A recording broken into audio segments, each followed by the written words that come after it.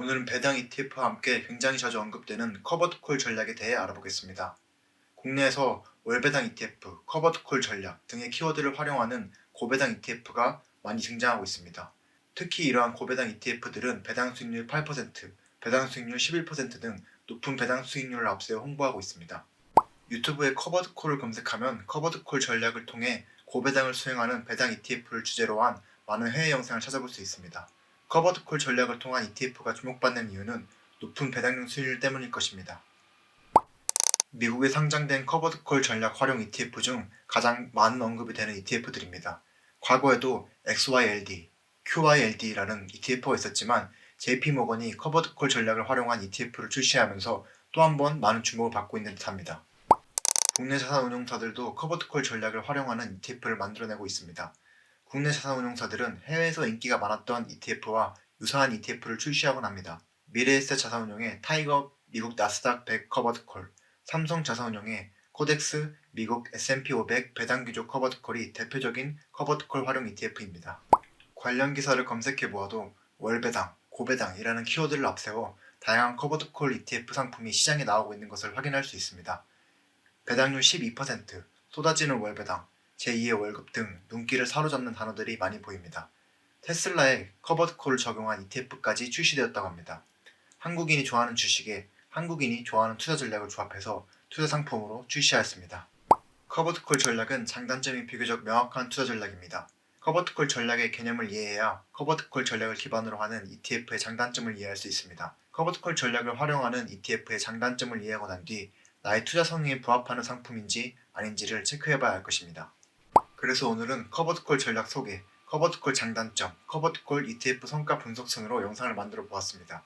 커버드콜 전략을 활용하는 ETF는 기존 다른 ETF보다 이해하기 어려운 편입니다. 만약 커버드콜 전략을 이해하지 못한다면 커버드콜을 활용하는 투자 상품은 포트폴리오에서 제외시키는 것을 추천합니다. 내가 이해하지 못하는 자산에 투자하는 것은 우리가 가장 피해야 할 자세 중 하나라고 생각을 하기 때문입니다. 조금 복잡하더라도 천천히 영상을 반복해 보시는 걸 추천드리겠습니다. 먼저 커버드콜 전략의 개념부터 알아보겠습니다. 커버드콜 전략은 주식을 매수하거나 보유하면서 콜옵션을 매도하는 전략입니다. 그런데 콜옵션이라는 낯선 용어가 등장합니다. 콜옵션을 이해하려면 옵션이 무엇인지 알아야 합니다.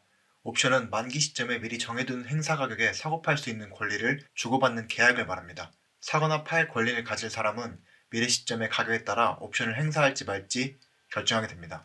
그렇다면 이제 커버드콜 전략에서 사용하는 콜옵션에 대해 알아보겠습니다. 콜옵션은 행사 가격에 살 수 있는 권리를 말합니다. 너무나 당연스럽게도 특정 행사 가격에 살 수 있는 권리는 공짜가 아닙니다. 그래서 콜옵션, 즉 행사 가격에 살 수 있는 권리를 일정 금액 주고 구매하게 되는데 이것을 옵션 프리미엄이라고 합니다. 커버드콜 전략은 콜옵션을 매도하는 포지션입니다. 콜옵션 매도자는 콜옵션 매수자에게 미래 현재 정한 행사 가격에 자산을 살 수 있는 권리를 양도합니다.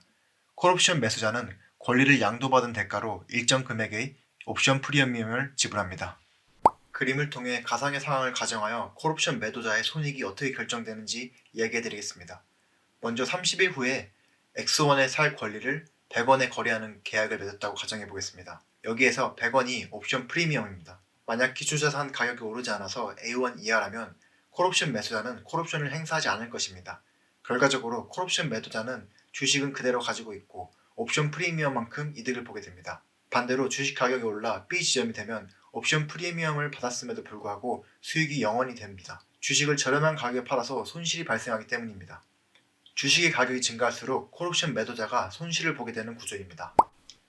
커버드콜 전략은 주식을 매수하거나 보유하면서 콜옵션을 매도하는 전략입니다.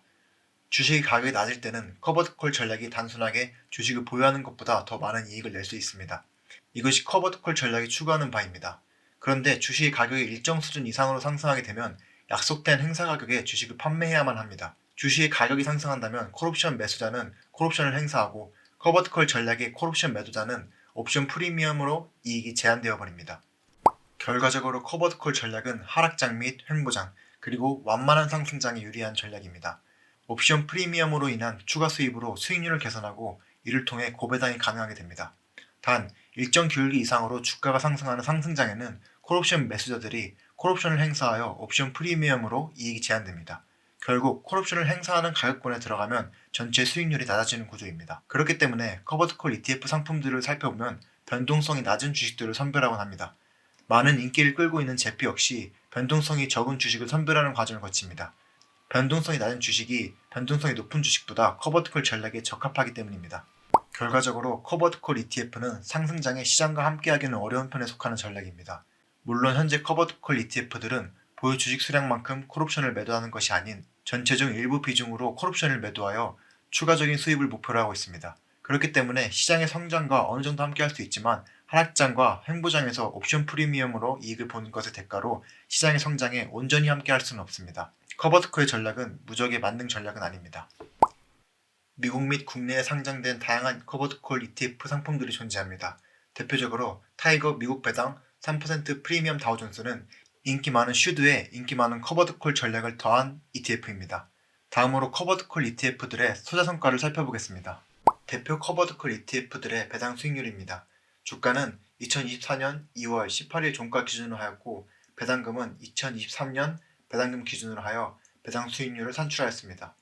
JP모건의 ETF는 8%에서 9%대의 배당 수익률을 보여주고 있습니다. XYLD와 QYLD는 10%가 넘는 배당 수익률을 보여줍니다. 배당 수익률만 보면 정말 엄청나다는 생각이 듭니다. 커버드콜 전략 활용 ETF는 상승장과 하락장에 다른 투자 성과를 보여준다고 얘기하였습니다. 비교를 위해 상승장과 하락장을 각각 살펴보도록 하겠습니다.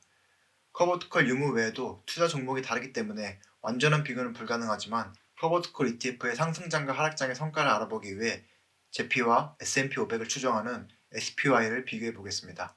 하락장이었던 2022년 1년간의 투자 성과를 살펴보겠습니다.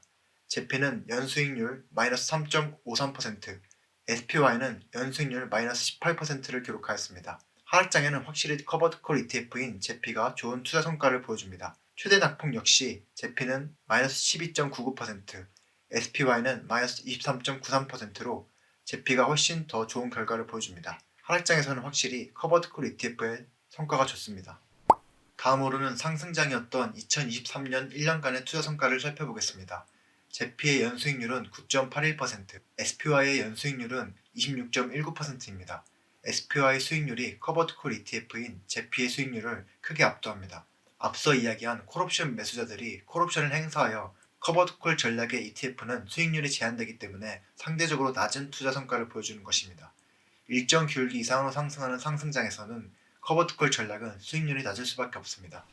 이번에는 유명 커버드콜 ETF들의 주당 배당금을 살펴보겠습니다. 전년도보다 배당금이 줄어든 해에 체크 표시를 해보았습니다. 전년도보다 배당금이 줄어든 해가 굉장히 자주 발생합니다. 시장 추세에 따라 ETF의 투자 성과가 결정되기 때문에 배당금이 들쑥날쑥하게 됩니다. 내가 받게 될 배당금의 변동성이 크다는 것은 그만큼 스트레스로 다가갈 수 있는 요소입니다. 다음은 장기 투자 성과입니다. 제피는 역사가 너무 짧아 커버드콜 ETF 중 제법 오랜 역사를 가진 XYLD로 분석해 보았습니다.